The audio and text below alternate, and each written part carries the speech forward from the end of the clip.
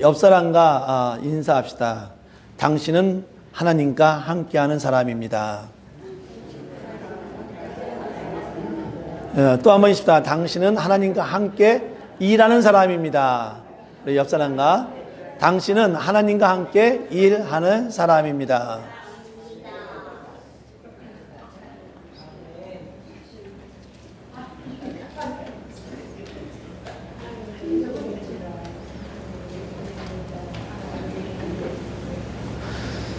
제 친구 2명이 제주도로 여행을 갔습니다. 제주에 있는 친구와 함께 만나서 술을 많이 마셨습니다. 잠을 자다가 너무 많이 술을 마신 덕에 갑자기 일어나서 한 친구가 말합니다. 지금 북한이 쳐들어오고 있으니까 우리가 빨리 도망쳐야 된다. 잠자던 친구도 벌떡 일어나서 갑자기 자기가 가졌던 배낭을 메고 북한이 쳐들어왔으니까 일반길로 못 가고 급하게 도망을 가는데 제주도 담벼락은 그 친구가 말하기에 한 이 정도 된다더라고요. 그 담벼락을 새벽 2시에 일어나가지고 술 취한 상태에서 달리기 시작합니다. 얼마큼을 갔는지 모르지만은 결국은 어떻게 합니까? 그 어느 집에 떨어지면서 우당탕 소리를 냅니다. 갑자기 그 집주인 놀래가지고 경찰에 신고해서 그 2 친구들은 경찰서에 잡혀갔습니다. 저도 경찰서 한번 가봤는데 경찰서에 가면 가장 먼저 물어보는 게 이름과 주소더라고요. 그러니까 그 제주도에서 똑같이 그 친구에게 물었습니다. 내 이름이 뭐냐라고 했는데 그 친구의 이름은 김태형이었습니다. 그 친구가 말합니다. 김태형라고 이렇게 대답을 했습니다. 그러면서 그 친구가 말합니다. 너 우리 아버지가 누군지 알아? 우리 아버지가 부자야 라고 대답을 합니다. 경찰이 어이가 없어서 이렇게 종이 같은 걸로 때리면서 똑바로 말해 하고 김태형이라고 얘기를 합니다. 그러면서 주소가 뭐야 라고 얘기하니까 그 당시 제 친구 영등포, 서울 영등포에 살았습니다. 그 친구가 말합니다. 서울 영등포는? 그러면서 또 말을 합니다. 너 우리 아버지가 누군지 알아? 우리 아버지가 국회의원이야. 국회의원. 그러면서 다시 경찰이 종이로 때립니다. 그러면서 똑바로 주소대, 그러니까 서울 영등포고 이렇게 주소를 댔습니다. 그 얘기를 신났다고 여행 갔다 와서 저한테 얘기를 해 주었습니다. 제 친구의 아버지는 부자도 아니었습니다. 제 친구의 아버지는 국회의원도 아니었습니다. 그런데도 자기 아버지가 부자였고 자기 아버지가 국회의원이었다고 합니다. 어쩌면 그는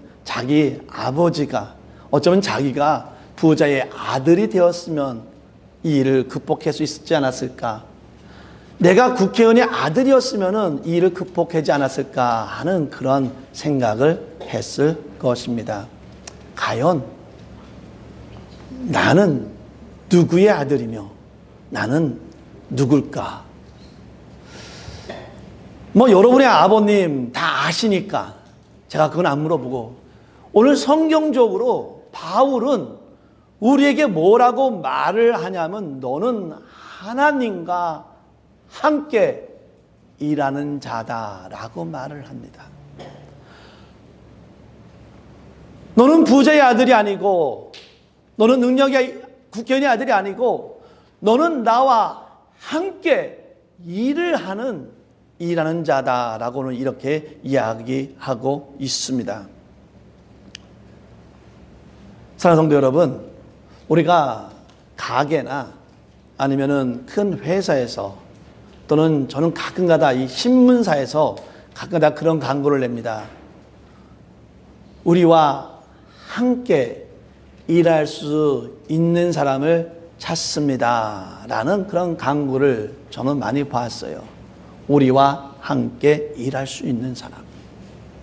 그래서 함께 일할 수 있는 사람을 찾기 위해서 큰 회사에서는 공고를 냅니다. 우리가 시험 날짜가 언제고 그 다음에 인터뷰 날짜가 언제다라고 이렇게 이야기를 합니다. 좀 기분 나쁘지 않아요? 함께 일한다 하면서 시험 본대요. 함께 일하자고 하면서 인터뷰하겠대요. 그래서 날짜를 정하고 인터뷰를 통해서 함께 일하자고 했는데 다 함께 일하는 것이 아니라 몇 사람만, 능력이 좋고 실력이 좋은 사람 몇 사람만 뽑아서 함께 일하자고 합니다.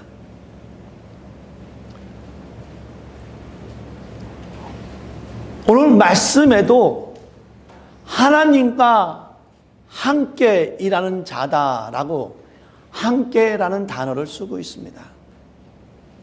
가게나 직장에서, 세상에서는 함께 일하는 자가 어떤 자냐면, 함께 일하는 자는 능력이 있고 실력이 있는 자와 함께 하기를 원하고 그 테스트를 합니다. 그렇다면 하나님과 함께 하는 자는 어떠한 실력을 갖춰야만 합니까? 어떠한 능력이 있어야만 합니까? 바울은 자기는 연약하고 부족한 자다라고 고린도후서를 통해서 계속 이야기를 하고 있습니다.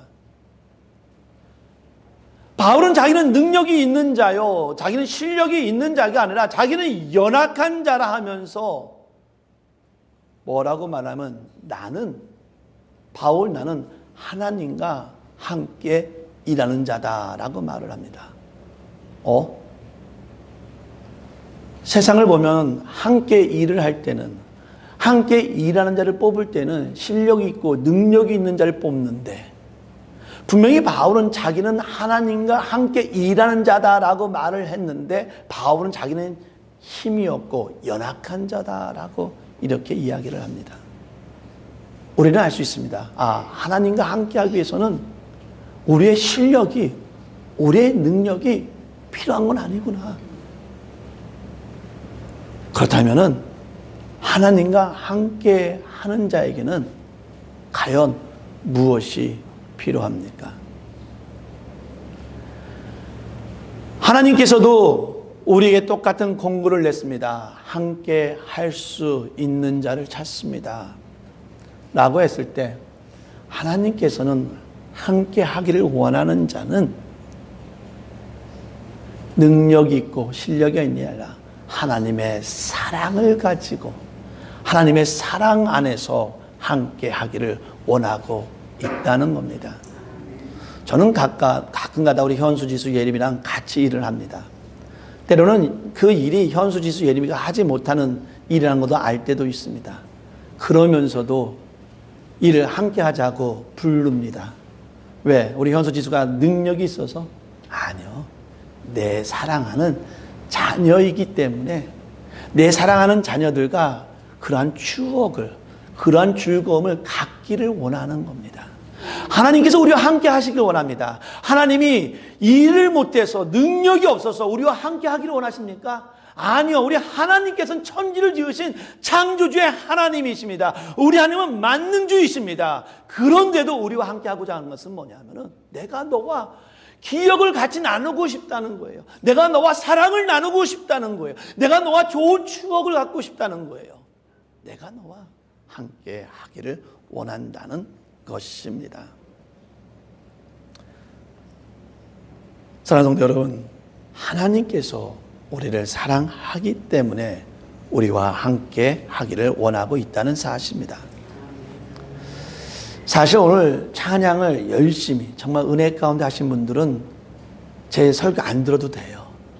사실 이 찬양 가운데 사실은 모든 설교가 다 들어가 있습니다. 우리가 오늘 그런 찬양을 했습니다. 우리는 하나 되어 함께 걷네.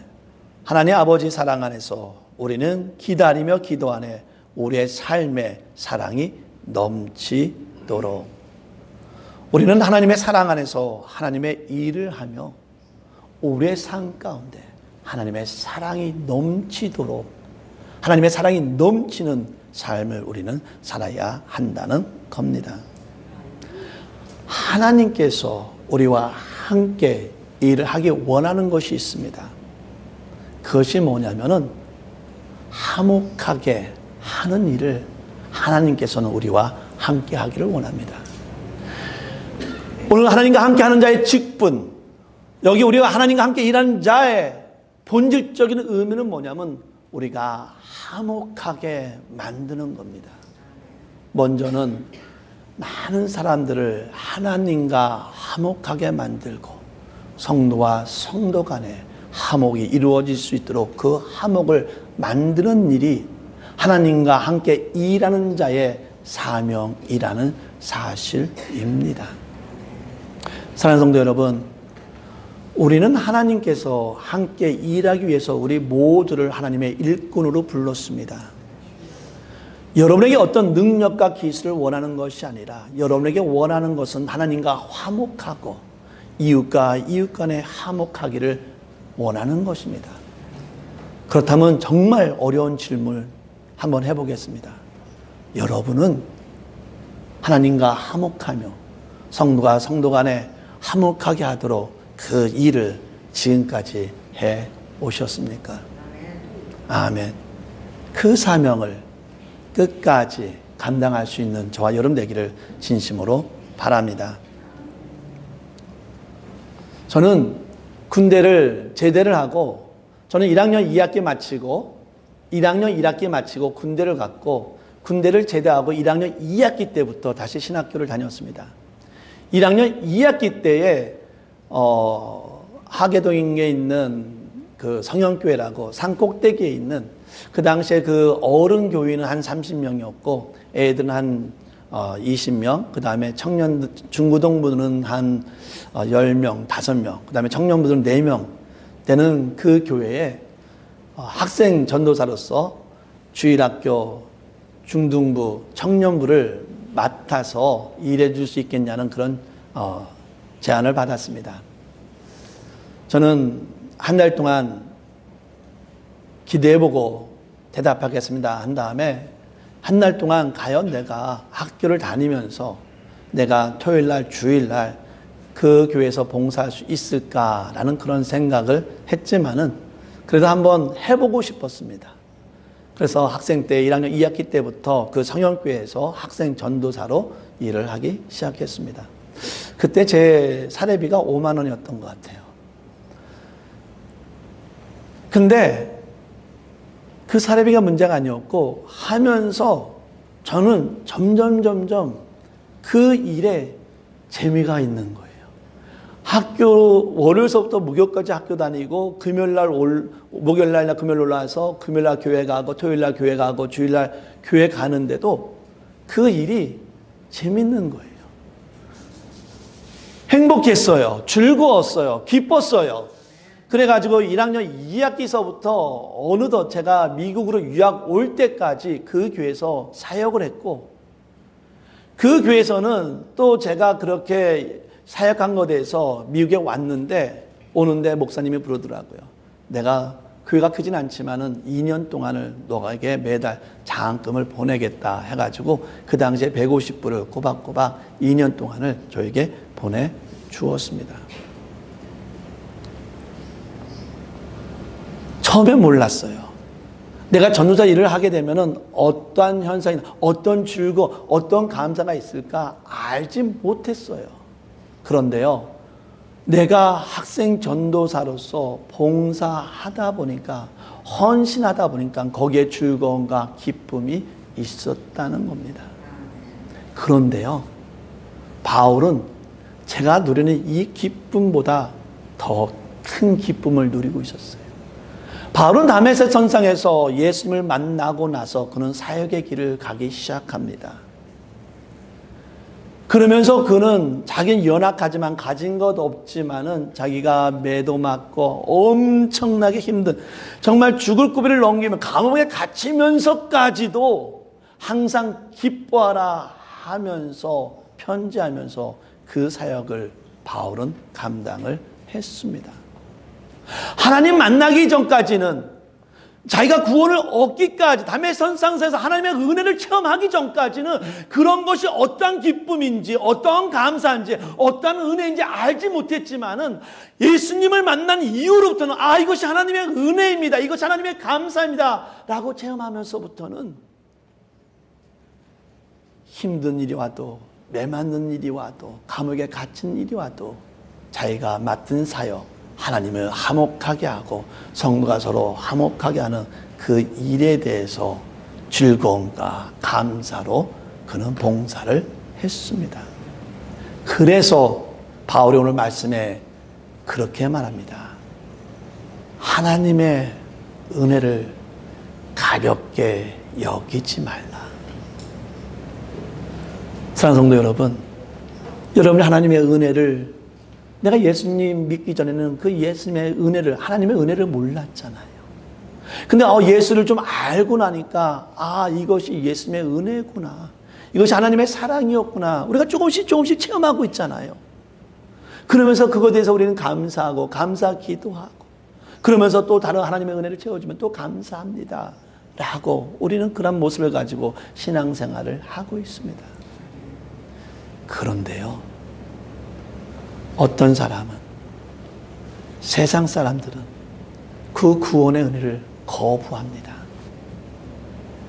예수님을 영접함으로 하나님의 은혜를 체험하게 되면은, 체험할 때 이후의 삶이 더 기쁘고 즐거운데도 그것을 알지 못하고 예수의 구원의 복음을 받아들이지 못하고 여전히 세상 가운데 살면서 하나님의 은혜를 너무나 가볍게 여기고 살아가고 있다는 사실입니다.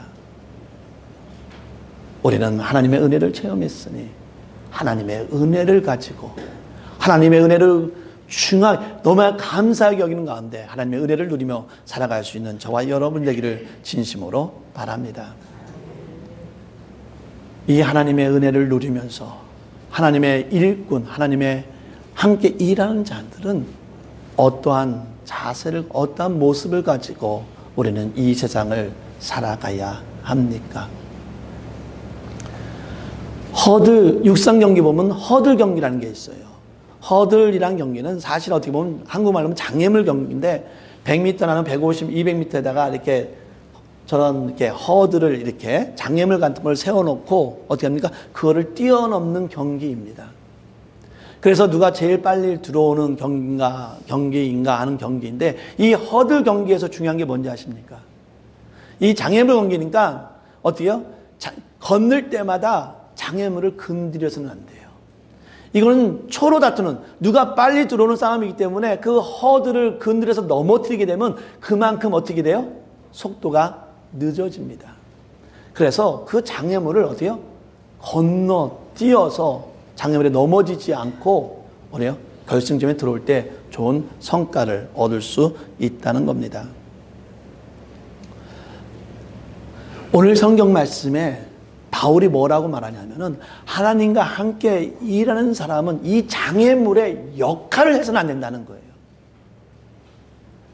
장애물의 역할을 해서 다른 성도를 넘어뜨리거나 다른 사람들에게 피해를 주어서는 안 된다는 거예요. 근데 목회를 하면서 너무나 아쉬운 것은 교회 안에 장애물이 있다는 거예요. 그래서 바울이 오늘 분명하게 말을 합니다. 하나님과 함께 일하는 사람들은 절대 장애물이 되어서는 안 된다. 장애물이 되어서 남들에게 비방받는 소리를 들어서는 안 된다 라고 말을 합니다. 그런데 안타까운 것은 여전히 우리가 연약하기 때문에 장애물이 될 때가 있는데, 다시 한번 바울의 말을 기억하길 바랍니다. 우리는 화목을 만드는 사람이지, 사랑을 만드는 사람이지, 장애물이 되어서 남을 넘어뜨려서는 절대 안 된다는 겁니다. 또 반대로 우리가 비록 어떤 우리 삶 가운데 장애물이 있다 할지라도 거기서 넘어지지 않기를 원합니다. 오늘 말씀을 준비하면서 어떻게 발목이라고 말하는 것을 듣게 되었는데, 거기는 목사님이 그런 얘기를 하더라고요. 자기가 20년 전에 전도하려고 했는데, 근데 이제 그분이 사실은 이제 교인이었는데, 그 교회에서 말 한마디, 어떤 말인지 몰라요. 말 한마디 때문에 교회를 떠나가지고 그 목사님이 20년 동안 계속 전도를 했는데도 20년 동안 교회를 안 나오더래요. 그러고 나선 지금은 20년이 흘렀대요. 만약 그분이 그 말 한마디 때문에 지금도 예수를 안 믿고 있으면 그분은 몇 년 동안을 40년 동안을 하나님을 떠난 거예요. 왜? 말 한마디 장애물로, 말 한마디 때문에, 그것 때문에 발목을 잡혀가지고 40년 동안을 신앙생활을 하지 않고 있다고 합니다. 제가 그 말을 들으면서 한번 그걸 생각해 봤습니다. 내 인생의 가치, 내 인생의 가치가 정말 말 한마디로 내가 교회를 떠나는, 어쩌면 말 한마디 때문에 20년, 40년 동안 누구랑 말도 안 하는, 내가 어떤 거지만 말 한마디 때문에 어쩌면 내 삶을 그릇되게 만드는, 사실 하나님을 떠나는 것이 가장 그릇된 인생이잖아요. 야, 내 인생이 말 한마디밖에 안 되는 인생일까? 내 인생을 말 한마디 때문에 40년을 하나님의 은혜에서 벗어나서 하나님의 은혜를 가볍게 여기는 그 인생의 가치밖에 안 되는 것일까? 물론 저는 어떤 말을 했는지는 몰라요. 어쩌면 정말 그 한마디 때문에 인생이 완전 바뀔지는 모르겠지만은 정말 내 인생의 가치가 그 말 한마디밖에 안 되는 가치인가? 라는 그런 생각을 해보게 되었습니다. 사랑하는 성도 여러분, 우리는 하나님과 함께 일을 하는 사람들입니다. 말 한마디에 발목 잡혀가지고, 어떤 상황에 발목 잡혀가지고 하나님의 은혜를 가볍게 여기지 않기를 진심으로 바랍니다. 우리는 하나님과 함께 일하는 자들입니다. 우리는 하나님 앞에서 화목을 만들어야 되는 자입니다. 성도 간의 성도가 서로 화목하게끔 만들어야 되는 우리의 사명자의 일꾼의 삶입니다.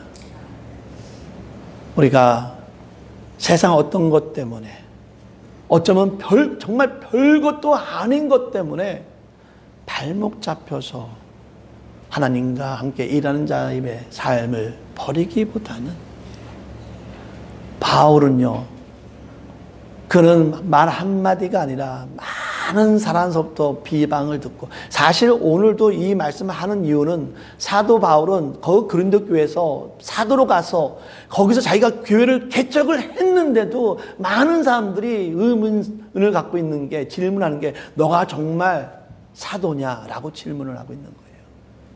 아니, 본인이 개척한 교회인데, 본인이 개척해서 거기서 몇 년 동안을 거기서 신앙적인 것을 주었는데, 그들이 바울에게 말하는 마디가 너 정말 사도 맞아? 얼마나 마음이 아팠겠어요. 하지만 그런 가운데서도 바울은 여전히 그런 교회를 사랑하면서 편지를 보내면서 자기가 사도라는 것을 증명하면서 결국 복음을 전합니다. 그래서 이렇게 전하는 거예요.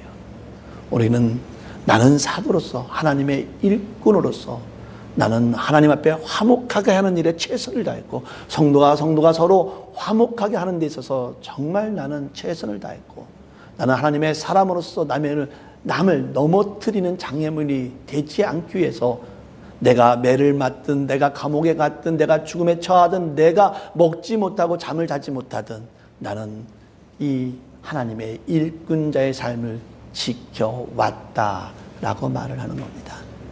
오늘 이 말씀을 본받아서 우리도 하나님과 함께 일하는 자로서 우리가 하나님의 사명을, 화목의 사명을 잘 감당할 수 있는 저와 여러분 되기를 진심으로 바랍니다. 이 시간 우리 잠깐 기도합시다. 하나님, 나는 하나님과 함께 일하는 자입니다. 하나님과 함께 일하는 자로서 하나님, 화목을 만들게 하여 주시고, 성도 간의 화목을 이루어가며 사랑의 삶을 나타낼 수 있는 자가 되게 하여 주시옵소서. 장애물이 되는 것이 아니라, 어떤 조그만 곳에 발목을 잡혀 쓰러지는 것이 아니라, 하나님의 일하는 자로서 화목을 이루어가게 하여 주시옵소서. 다 같이 동성으로 마음속으로 기도하도록 하겠습니다. 기도합니다. 할렐루야. 사랑이 많으신 하나님 아버지, 우리 하나님은 사랑과 자비가 많으신 하나님이고 하나님의 그 자비로서 우리가 함께 할 수 있도록, 하나님과 함께하며 성도와 성도와 함께 할 수 있도록 인도해 주시고 보호해 주신 하나님 줄 믿습니다. 하나님 아버지, 이 시간에 하나님의 일꾼자로서 화목을 만들어 가기를 원합니다. 성도 간의 화목을 만들어 가기를 원합니다. 하나님 역사하여 주시고 내가 하나님의 그 은혜 속에서 그 기쁨을 누리며 하나님 복음을 전하게 해 주시고, 장애물이 되는 것이 아니라 장애물 때문에 넘어져서 아파하는 자들을 일으켜 세워줄 수 있는 자 될 수 있도록 인도하여 주시옵소서. 모든 걸 주 앞에 의지합니다. 도와주시옵소서. 예수 이름으로 기도합니다. 아멘. 할렐루야. 우리 하나님은 사랑과 자비가 많으신 하나님이시기에 우리가 하나님을 찬양하고 경배합니다. 하나님, 우리를 하나님의 일꾼, 하나님의 사랑으로 저희를 일꾼으로 삼아 주셨고, 하나님의 일꾼으로서 하나님과 화목하게 하고 성도가 성도 간의 화목을 이뤄갈 수 있도록 인도하여 주셨음에 너무나 감사드립니다. 하나님의 일꾼의 모습을 유지하면서 하나님의 사랑의 모습이 우리 삶 가운데 나타나게 하여 주시옵소서. 모든 영광을 주 앞에 드리오며 하나님 앞에만 우리의 영광을 나타내고자 하오니 하나님이 이 예배를 받아주시기를 간절히 바랍니다. 이제는 우리를 너무나 사랑하시기에 예수를 보내주신 하나님의 은혜와 우리를 위해서 십자가에 죽으신 예수 그리스도의 사랑과 우리가 온전하고 거룩한 삶을 살아갈 수 있도록 인도해 주신 성령님의 인도 교통하심이 내가 하나님의 일꾼자로서 화목을 이뤄가는 삶을 살겠다고 다짐하는 우리 모든 교회와 성도 위에 영원히 있기를 간절히 축원하나이다. 아멘.